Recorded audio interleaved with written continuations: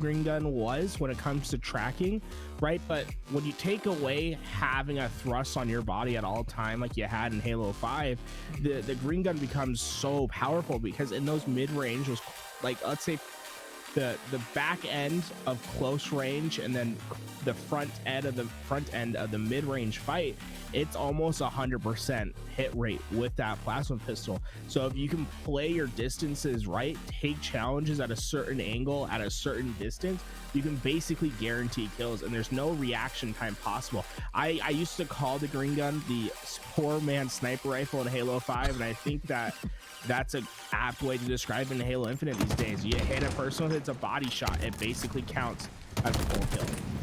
Well, we're not going to see the green gun in this matchup right here, right now, but we will see a sniper rifle and Gunplexion winning that initial damage battle, even though not able to get the kill, able to back down Sab long enough for him to snatch up that S7 sniper rifle, get it over toward the C side of the map, and gain immediate map control as Sab tries to make a play over toward this side. Gunplexion able to anticipate it.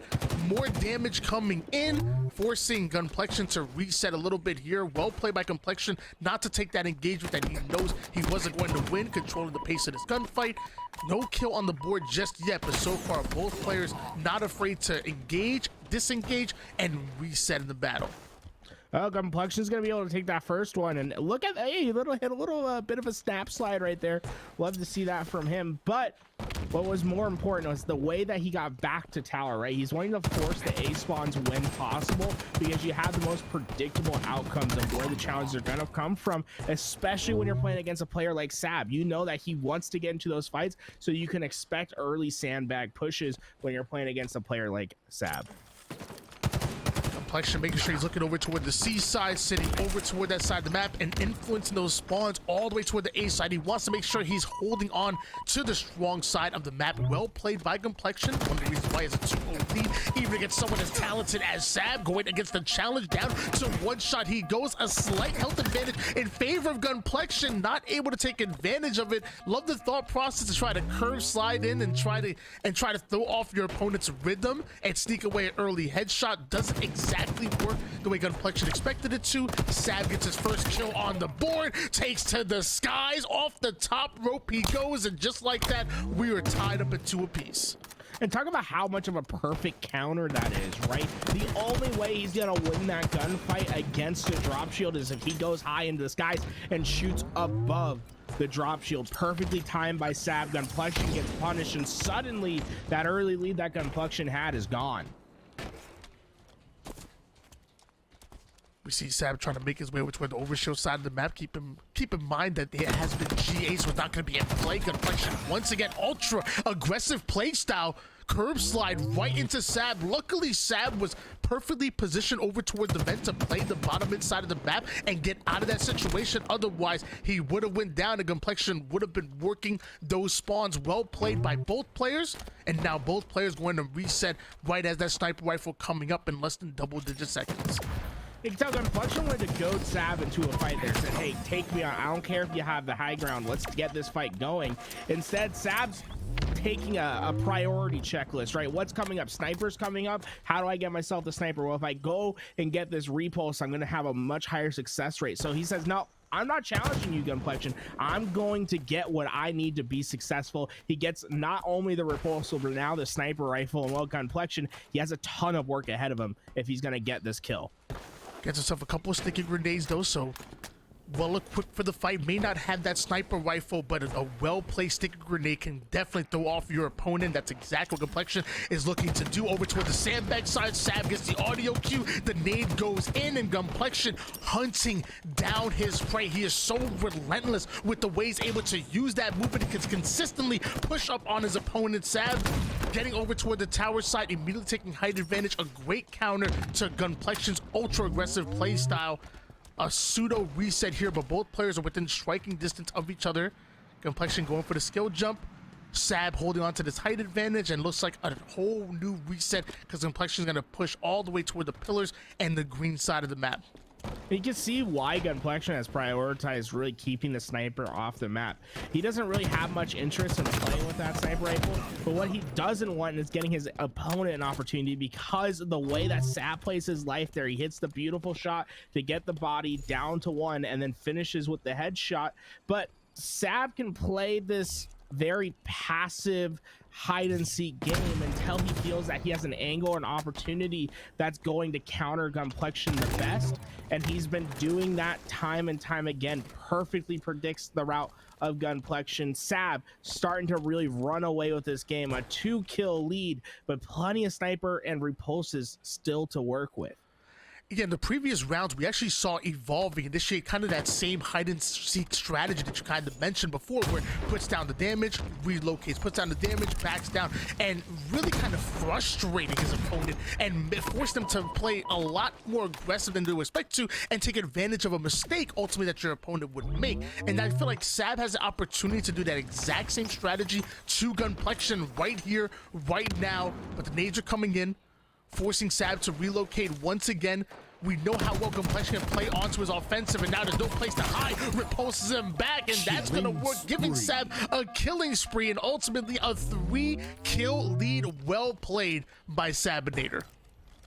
As Sab can get this next kill on Gunplexion, he's gonna earn himself the next sniper rifle. Gunplexion really has his back against the wall here. He needs to find this kill on Sab, get himself positioned for the next rotation of power weapons and utility, and then use that to start rallying himself in this game.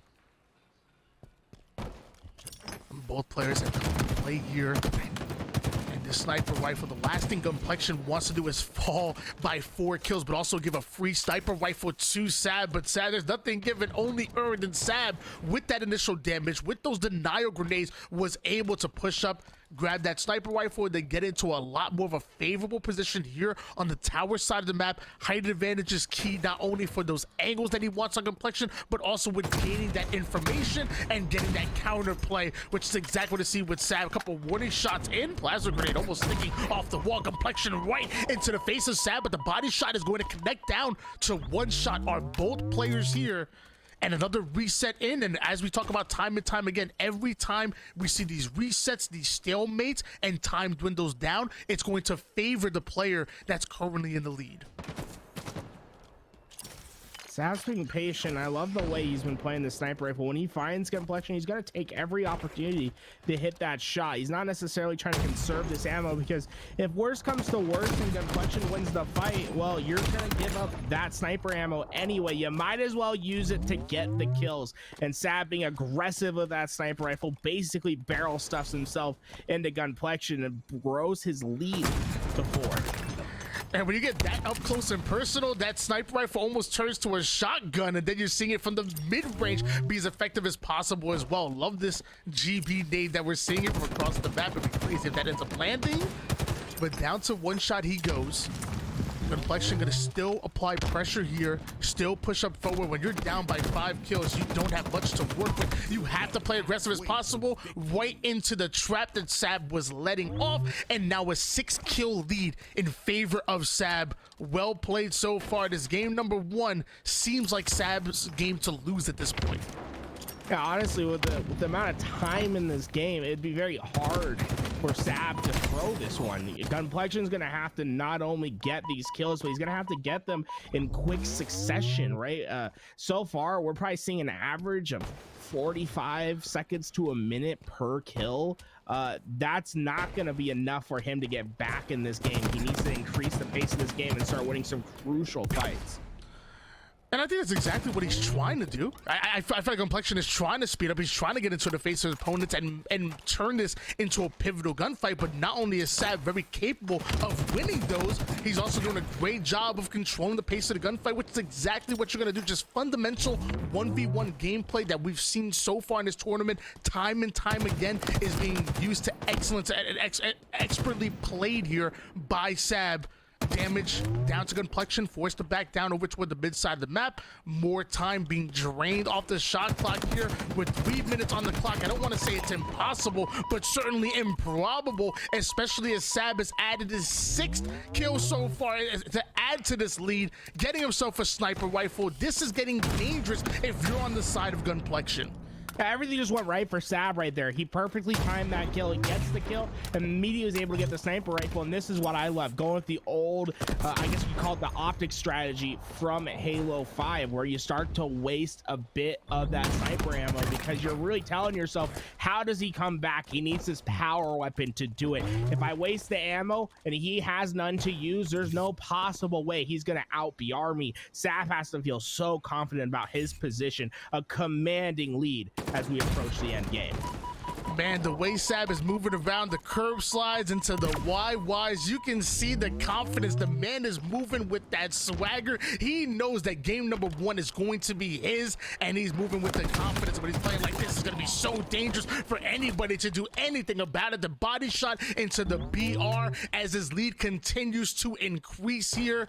At this point, I don't know if Gunplexion is even playing for the win anymore. I would like to see Gunplexion maybe string together 3 or 4 kills to try to gain some kind of momentum here going into that game number 2, because as of right now, this game is all Sab's. Gaining momentum is one thing, Tony, but it's a dual-edged sword. And the way that Gunplexion's taking these challenges, he's forcing Sab to play the one-on-one and out BR him, and Sab right now just has the better gunny. And if I'm Gunplexion and you're constantly taking these ego challenges saying, hey, I'm better, I have the confidence in my BR shot, and you're constantly getting shut down by Sab in these one-on-one fights, it has to be a deterrent to your momentum. I mean, these are fights that you just can't lose. He's forcing these interactions, and Gunplexion is constantly seeing the respawn screen. And it ultimately comes down to matchups, really, and this matchup for Gunplexion is a nightmare. I said it before, I feel like Gunplexion and Sab's gameplay are very similar to each other when it comes to 4v4s. They're both very aggressive. They both love to use that movement to ultimately hunt down their opponents, and they both have phenomenal shots. The problem is that Sab does what Gunplexion does, just a lot better. The man there's a reason why he's that main damage dealer on G2. There's a reason why he's been a highly sought after professional player for years and years now. It's because this is what he does, and that's exactly what you're seeing here, a 15-4 dominant performance in favor of Sab in that game number 1. More than just a game, almost a message to say, hey, I'm sorry, buddy, you had a great tournament so far, but it's gonna be me that's making it into the grand finals. 15-4 is a statement sort of game, and you know, normally in these tournaments you have a best of 5 when you get to these elimination finals, the grand finals, but because of the limited map pool, we're only playing best of 3s. Gunplexion only has probably a few minutes within the second game to figure out what's going wrong and how to get on Sab's level, because right now Sab is just playing at a higher level. Let's just be honest, Tony. Sab is not missing shots. He's perfectly predicting. I mean, look at this prediction that Sab had. The confidence to hit that shot and be like, I know that you're going to rat tunnel, and to take the immediate challenge there. Sab's reading Gunplexion like a book, and Gunplexion, he needs to start rewriting the chapters. I think I'm about to throw you off for a second though, real quick. Who you think was the player that knocked Sab into the elimination bracket to begin with, mind you, back in round number 2 when we got to double elimination? I mean, it had to be like someone like Stellar or I don't know, Invicted, someone. Who did it, Tony? It was actually Gunplexion.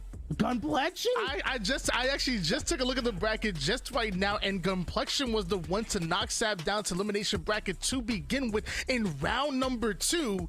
And then right afterwards, you see Sab with a 15-4 performance. The man clearly has woken up here, but yeah, I got to give a shout out to Gunplexion. I didn't get the chance to actually watch the matchup myself. I apologize, but I do see the bracket. It was Gunplexion that got a big win against Sab going in. So going into that game number 2, does that, I mean, are you able to kind of remember back to that matchup and maybe give you any kind of confidence? Hey, you know what?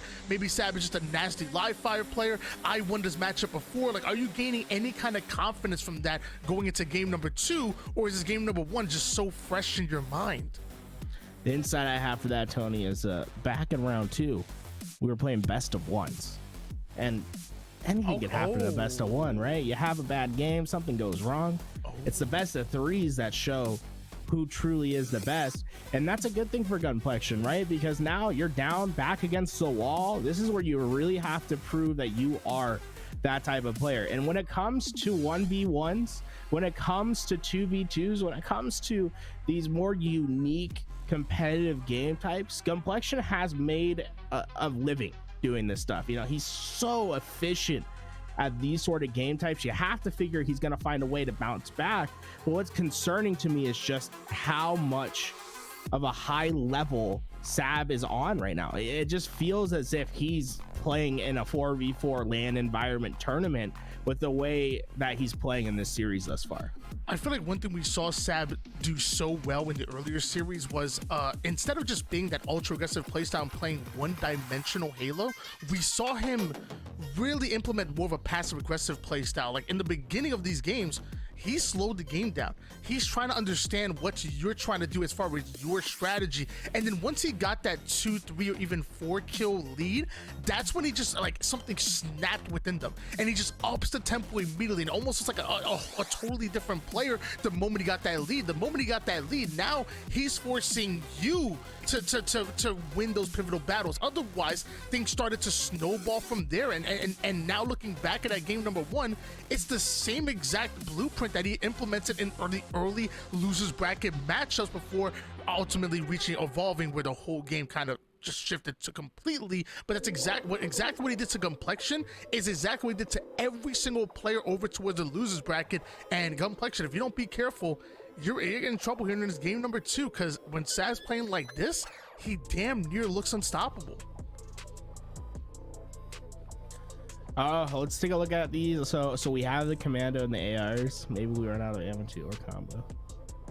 Well, so can we go up in this chat a little bit? Well, at first it was like, I only want camo and like sniper, and then like it was like, well, what happens if we run out of ammo? Because Sab's like, bro, I don't plan on dying. So what happens if we run out of sniping ammo? Camo.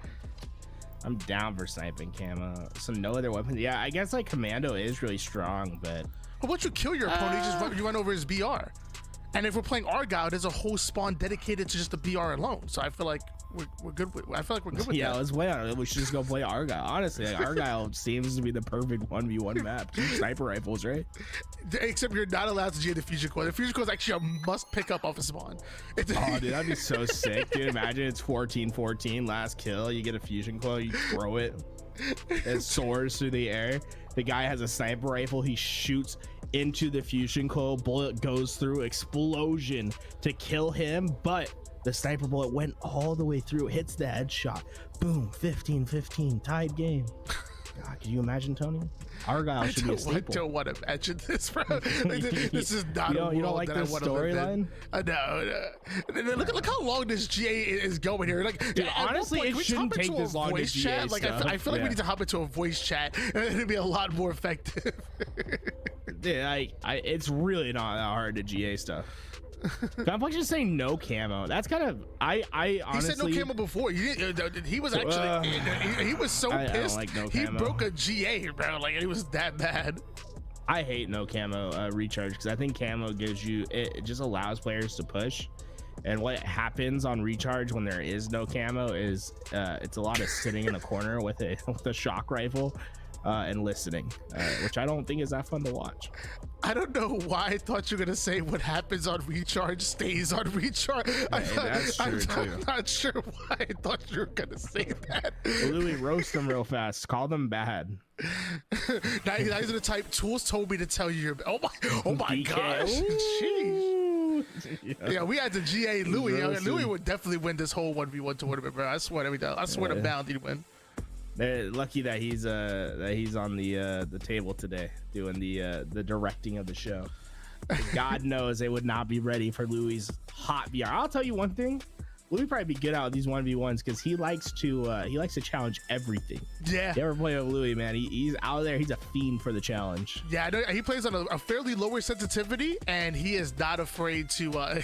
Oh God, he's roasting you in the chat now. This is backfired on you. Tools catching strays right now. Dude. He catches. I can't handle any sort of critique, by the way. So please be kind. Guys, in case you're new here, we're in the losers bracket finals. Everybody so far guaranteed a top 3 placing, but the winner of this matchup makes it into the grand finals, makes it into the top 2, and makes it into the finals where we're playing for $16,000, $20,000 given across 4 weeks, including that $16,000 finals.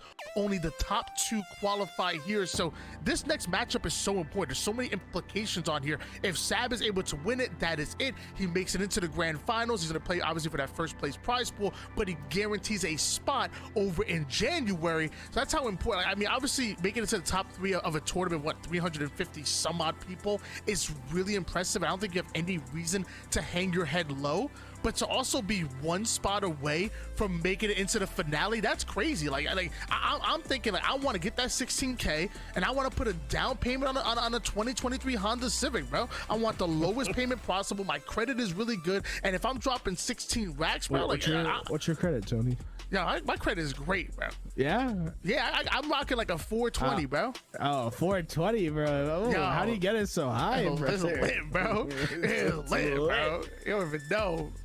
Yeah, you don't even know. I mean, couple things go to collection, you just ignore it and whatnot. It's like a cheat code, bro. If you're trying to get your number to a lit number, all you gotta do is go to the hospital. Don't pay your bill, bro. Eventually, it'll go down. Unless you're in any other country. Okay, I'm not gonna. Unless if you're in any other country that you know your mileage may vary. Germans. Wait, you're telling me credit doesn't go to a max of 500? Like, wait, I thought I was almost perfect, bro. Like, what? Ladies and gentlemen, game number 2 here on Recharge. Possibly the last time we see us here in the losers bracket finals. If Sab is able to come out with another win, game number 1 was a 15-4 performance in favor of Sab. But there's one major difference on this map. There is no S7 sniper rifle tools. Why don't you tell us what is on the map and what you would be fighting for, or at least or what you would be telling your team to fight for if you were coaching when playing in 1v1s on Recharge? Well, it's all about the shock rifle. Everything's going to pace through that. But there is 2 pieces of utility, right? You have the grapple hook to get yourself into fast, aggressive plays to challenge out one-shots. And then you have the repulse to use as a grenade denial tool and to be able to take unique angles and unique stoppages in gunfights. On top of that, you have things like the commando and the disruptor pistol on the map that can come in handy. We're not going to see the noob combo, or are we? They didn't say no noob combo.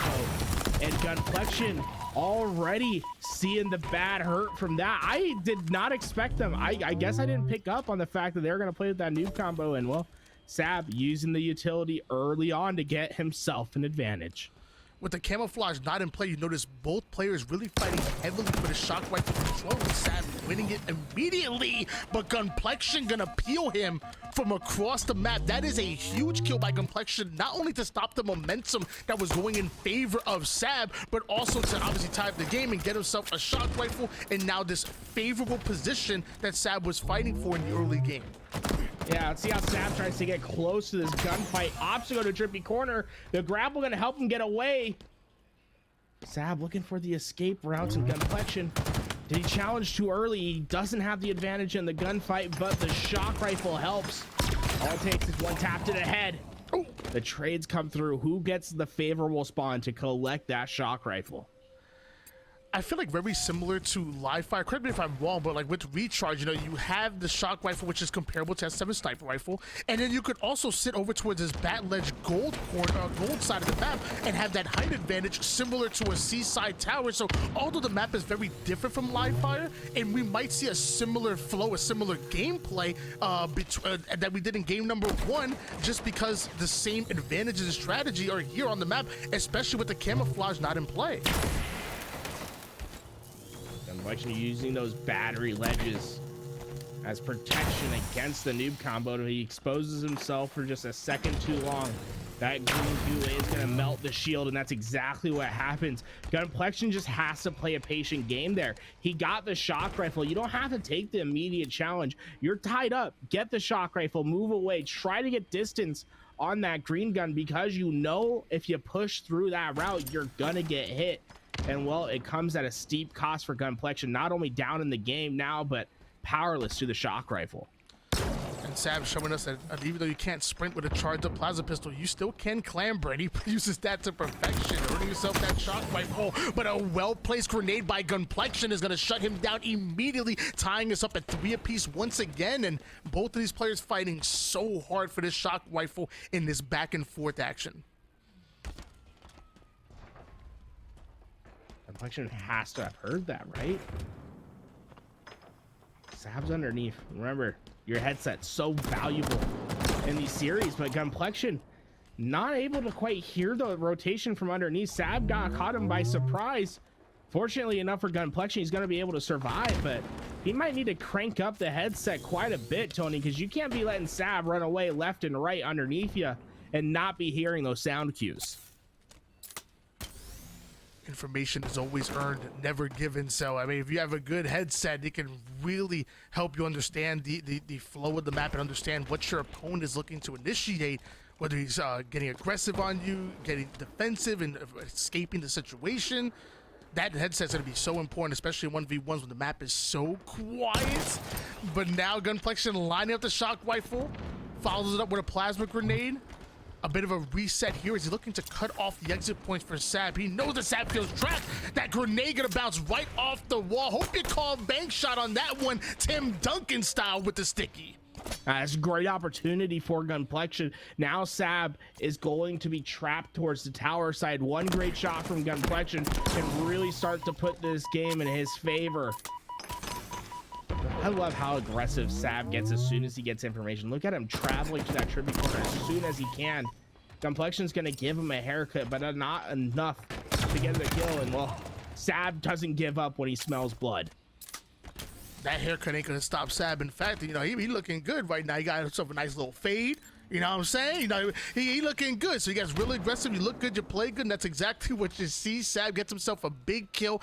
And the shock rifle changes hands once again. Just a few shots left in it. But we know how fast it's going to come off a respawn. And how fast these two players are going to elect to engage each other once they have that information of where they are. And finally, I thought we were going to see Sab rotate over toward the A side of the map. But nope, back to the gold side. This seems to be the power position that both of these players are fighting for.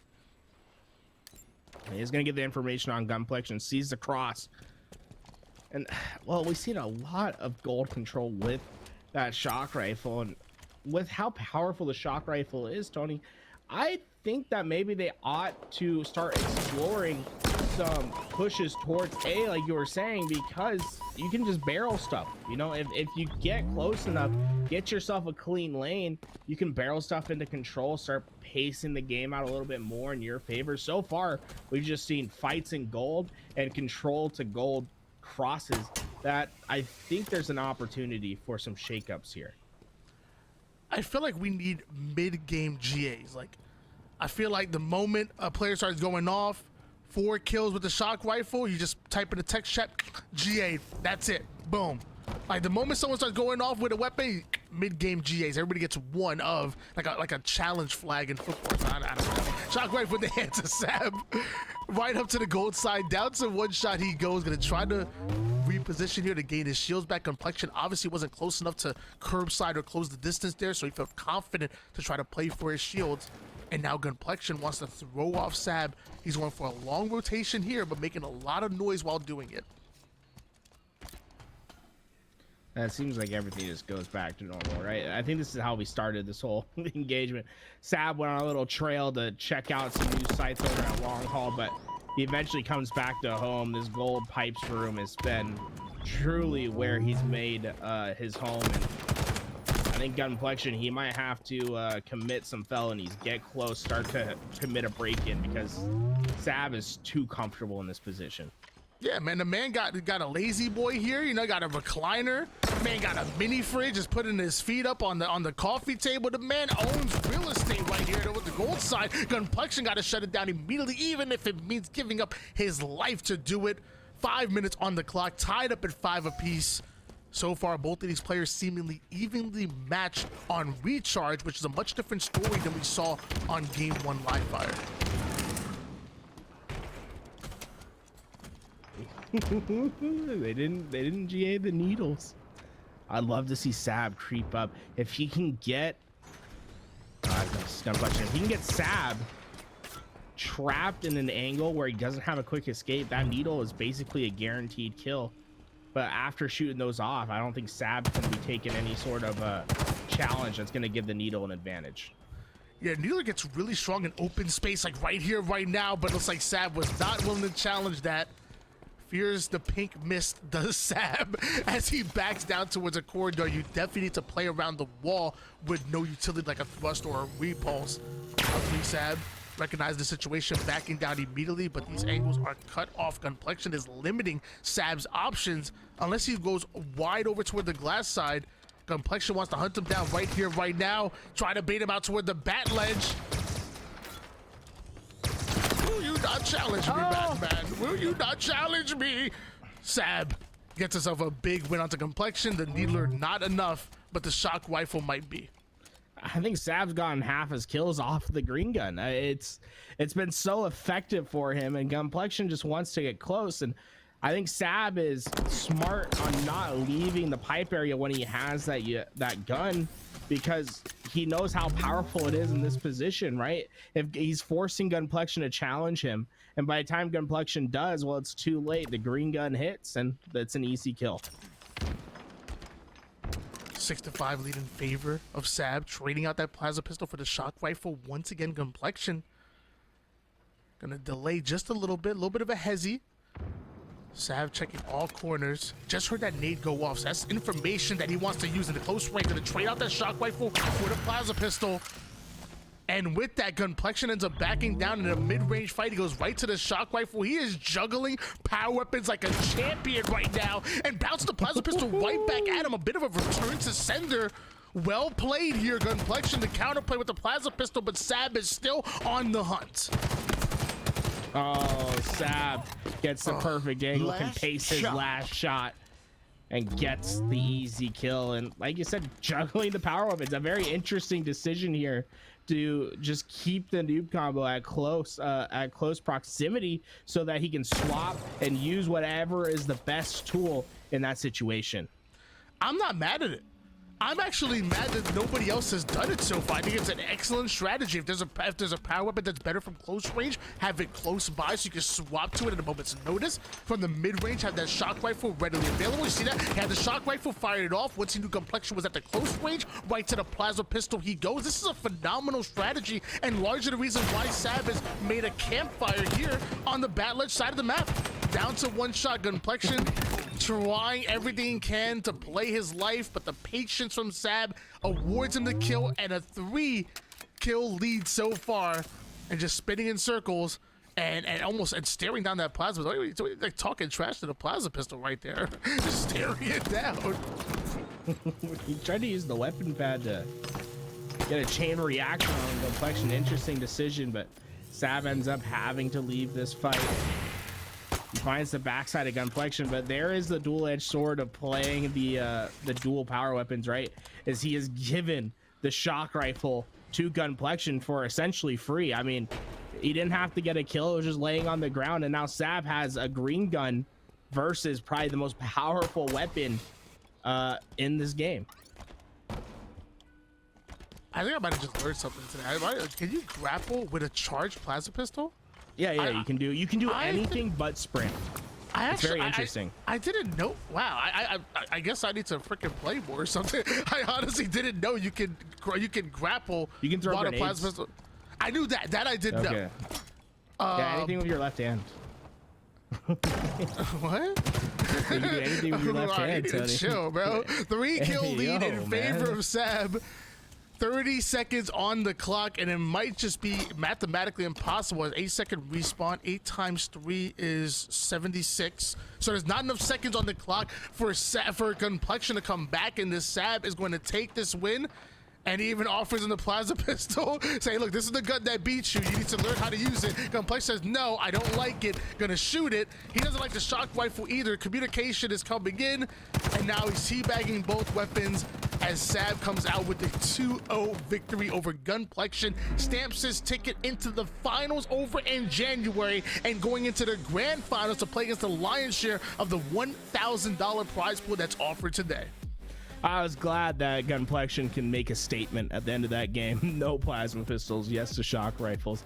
I imagine next time they run a 1v1, there might be a different rule set for the GAs. Honestly, I think that game probably would have played a little bit better with the camouflage in play, but I understand why they had decided not to do it. At the end of the day, they're playing what is enjoyable to them. I'll say I like myself a little bit of camouflage in the 1v1s. I think it helps it all. But our grand finals is up next, Tony, and I'm excited to see who can take the top prize between Sab and Invicted. I don't know why you said it like that, like Tony. Like it was just Tony. so much emphasis on. I just like you, Tony. I like you too. I like you too. We've been working Love together you. for quite some time, and I love you, Tony. it's been an absolute honor. And the one thing I love is great Halo and great competition. And Sam pulls off the huge win to make it into the grand finals to go up against Invicted. Dude, why can't you just be raw with me, man? I'm sorry, what? You know what I'm saying? I want you to be raw with me. I want you to show your emotion. You know what I'm saying? Say that you love me, Tony. I told you. I said I love amazing competition and great Halo. Okay, And we're about to see a grand finals of Invicted versus Sab. You keep saying and what? What do you want me to say here? I guess I expected too much. I love Me and Tony are gonna have a talk when we get back. Grand finals.